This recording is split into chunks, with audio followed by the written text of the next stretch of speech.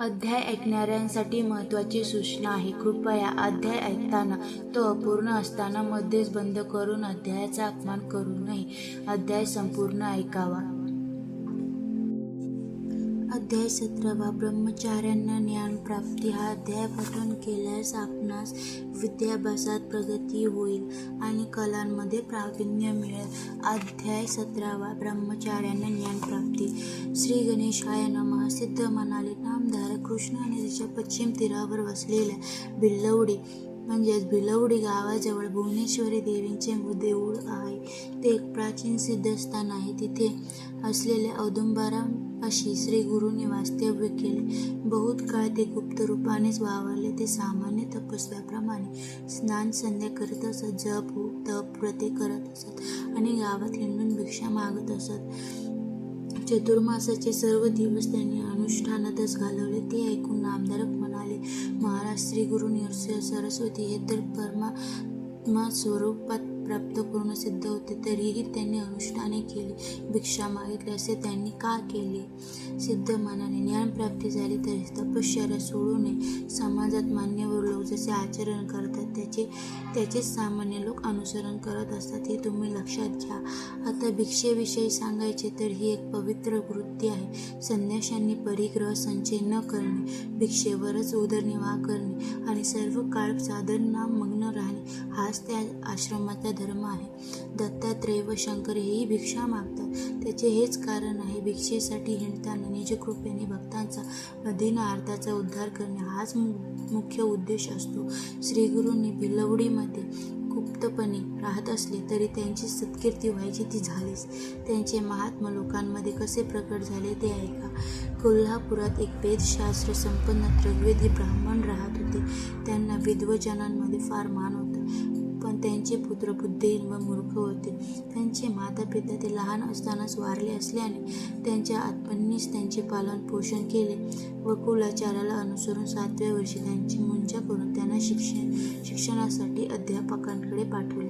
पण त्यांची विद्याभ्यासात प्रगती झाली नाही. शिकवलेले काही त्यांच्या लक्षात राहत नसत.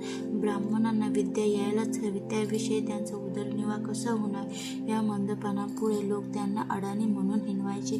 तेव्हा ते म्हणाले, मी पूर्वजन्मी विद्यादान केले नसेल म्हणून या जन्मात मला विद्याभ्यास येत नाही.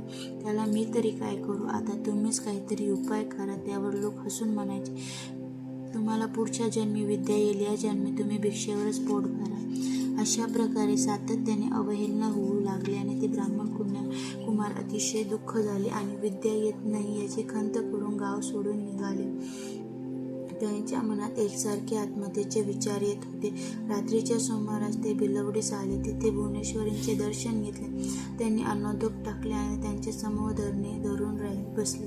ते आक्रोश करून सातत्याने विनंती करत होते, आई, सर्वांनी माझी हेटाळणी केली, पण तुम्ही तरी उपेक्षा करू नका, मला मार्ग दाखवा, माझ्यावर कृपा करा. असे 3 दिवस लोटले. शेवटी अगदीच निरुपाय झाला. तेव्हा ते देवींना म्हणाले, तुम्ही स्वप्नात येऊन मार्गदर्शन कराल असे मला वाटत होते, तुम्हीही पाठ फिरवली. आता मी काय करू? कुठे जाऊ? थांबा, मी तुम्हाला माझी जीभच अर्पण करतो, पण त्यानंतरही कृपा केली नाही तरी शिरच तुमच्या चरणी वाहीन. मग त्यांनी खरोखरच आपली जीभ कापली आणि देवी मूर्तीच्या चरणी वाहिली. तो त्यांचा निर्धार पाहून देवींना करुणा आली. त्याच रात्री त्यांच्या स्वप्नात गेल्यावर म्हणाले, बाळ, माझ्यावर रागवू नको. कृष्णेच्या पश्चिम तीरावर औदुंबराखाली एक महातपस्वी अवतारी पुरुष वास्तव्यात आहे. त्यांना शरण जातेच तुमची इच्छा पुरवतील. त्या दृष्टांताने ब्राह्मण कुमाराला जाग आली. देवींना वंदन करून ते कृष्णा नदीच्या दिशेने धावले आणि प्रवाहात झेप घेऊन पलीकडे गेले. तेथे औदुंबराखाली श्री गुरु नृसिंह सरस्वती स्वामी महाराज बसले होते. त्यांना पाहताच त्यांना अत्यानंद झाला. त्यांनी त्यांचे पाय धरले. जीभ नसल्यामुळे त्यांना बोलता येत नसले, तरी अंतर्ज्ञानी श्री गुरूंनी त्यांचा मनोभाव जाणला होता. त्यांनी आपला वरद हस्त त्यांच्या मस्तकी ठेवला. तर काय आश्चर्य, त्यांना पुन्हा जीभ आली आणि ते वेद, शास्त्रे, पुराणे, तर्कशास्त्रे, भाषा, व्याकरण असे सर्व ज्ञान प्राप्त झाले.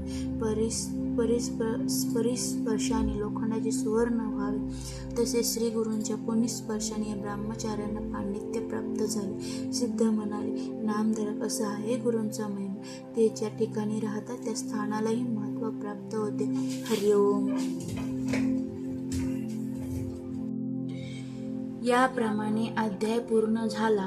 तरी आपणास हा व्हिडिओ आवडल्यास यास आपण लाईक व शेअर करा, चॅनलला सबस्क्राईब करा आणि कमेंट बॉक्समध्ये अवधूत चिंतन श्री गुरुदेव दत्त महाराज की जय असे लिहा.